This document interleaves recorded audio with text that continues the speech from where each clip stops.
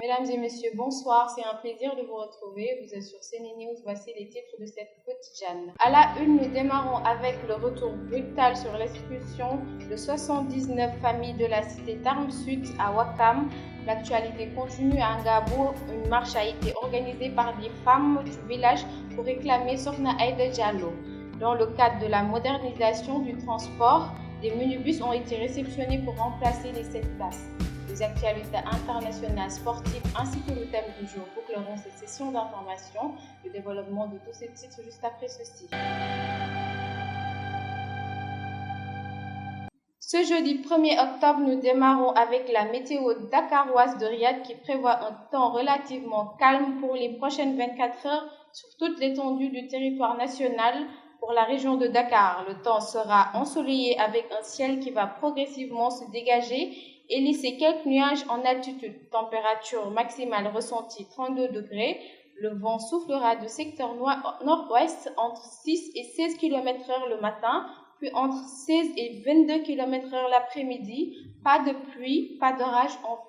L'actualité de la journée débute avec les 79 familles habitant au quartier Tarm Sud à Ouakam qui ont été sommées de quitter les lieux où elles vivaient depuis plusieurs années. Ce matin, la DSCOS a recouru à l'intervention de gendarmes pour expulser leurs anciens frères d'armes décidés à ne pas sortir de leur maison. Plusieurs blessés ont été notés, dont certains évacués à l'hôpital, a rappelé que la Cour suprême a tranché le litige autour du titre foncier numéro 1143-6 à Ouakam, Tarm Sud, par arrêt numéro 48 du 26 décembre 2019, confirmant la pleine propriété de la coopérative militaire de construction Comico sur l'extrait du dit titre foncier qu'il a acquis avec frais auprès de l'État du Sénégal le 16 octobre 2008. L'actualité continue à Ngabo, d'où est chassée Sokhna Aïda Diallo, l'épouse de feu Cheikh Béthio Thioune, cette année par le Khalife général des Mourides pour le Magal édition 2020. Les habitants semblent être contre cette décision. En effet, les femmes du village ont improvisé une marche pour réclamer le retour de leur bienfaitrice Sokhna Aïda Diallo. Dans le cadre de la modernisation du transport, le chef de l'État Macky Sall a réceptionné hier mercredi 30 septembre le premier lot de 300 minibus qui vont remplacer les 7 places assurant le transport interurbain. D'après le communiqué de la présidence s'agissant des minibus, il s'agit de voitures climatisées de 15 places avec un confort aux normes. Sur l'international, après plus de 6 mois de fermeture de son espace aérien, les premiers vols internationaux ont atterri ce jeudi matin en Afrique du Sud. En effet, Lufthansa a été la première compagnie aérienne européenne à fouler le tarmac de l'aéroport international OR Tambo de Johannesburg, marquant ainsi la réouverture officielle des frontières aériennes du pays. D'autres vols internationaux sont également arrivés en provenance du Kenya, Zambie et du Zimbabwe voisins. Sur un autre registre au Brésil, le nombre de feux de forêt a augmenté de 61% en septembre par rapport au même mois de l'année dernière. Ainsi, 32 017 foyers d'incendie ont été enregistrés le mois dernier en Amazonie contre 19 925 en septembre 2019.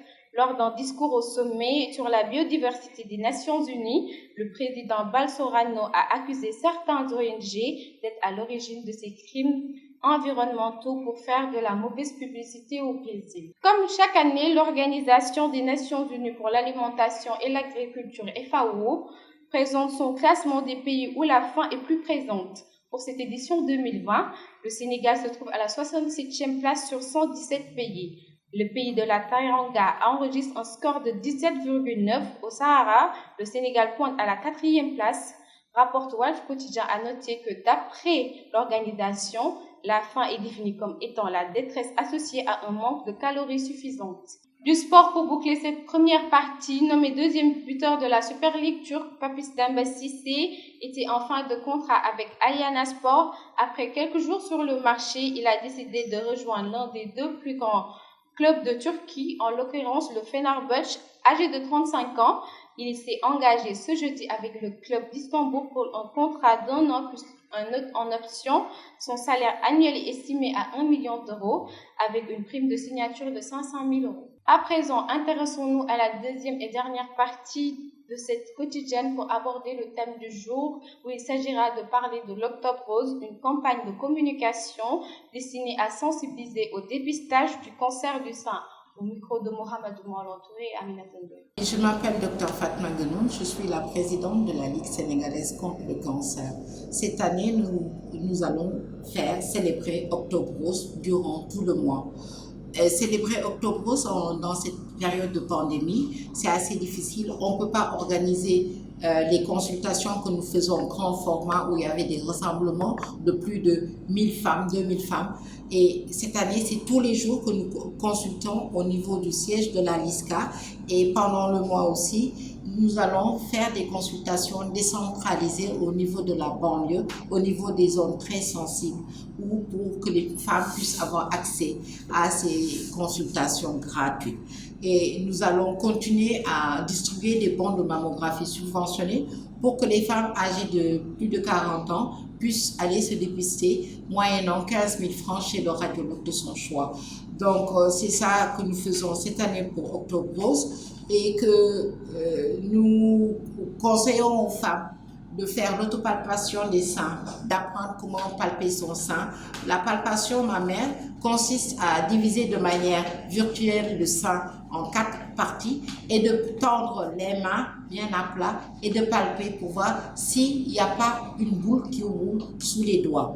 De presser le mamelon pour voir s'il n'y a pas un liquide qui sort ou du sang qui sort et racler le creux axillaire pour voir s'il n'y a pas de ganglion. C'est ça en fait les signes du cancer. Et la mammographie, c'est une radiographie qui permet de voir des opacités, des tumeurs du sein de très petite taille. L'avantage de cette mammographie, si on dépiste, on diagnostique une tumeur de très petite taille, la femme n'a pas besoin d'être amputée de son sein. Et ça, c'est important. Donc, mieux vaut que les femmes fassent la mammographie très tôt pour qu'on voit des tumeurs de très petite taille. Parce que nous avons environ plus de 1800 nouveaux cas de cancer au sein. Pourquoi? Je vais vous dire pourquoi. Parce que nous avons commencé à sensibiliser depuis 2007 et nous avons commencé l'édition Octobre Rose depuis 2010. Et donc, je pense que ce n'est plus un tabou pour les femmes de parler du cancer et de venir se faire dépister. Et donc, c'est pour ça que le nombre de cas de cancer a augmenté.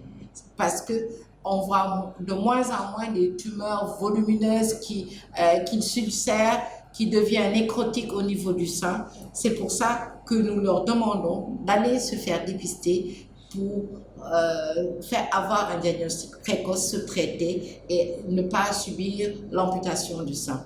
D'accord. Depuis que vous êtes à la tête de la LISCA, quel est le bilan de satisfaction que vous faites? Ce qu'on peut dire, qu'on a permis à plusieurs femmes de bénéficier d'une mammographie subventionnée. Nous avons permis à 13 200 femmes de bénéficier d'une mammographie subventionnée. Nous avons octroyé plus de 1200 bons gratuits parce que ce sont des personnes chez qui nous avons eu lors des consultations un diagnostic de masse sans être sûr que c'est une tumeur maligne, mais une tumeur qu'on a pu voir lors des consultations. On leur a offert une mammographie gratuite. Nous avons vraiment examiné plus de 18 200 femmes à Dakar et dans les régions depuis que l'édition Octobre Rose a débuté. D'accord.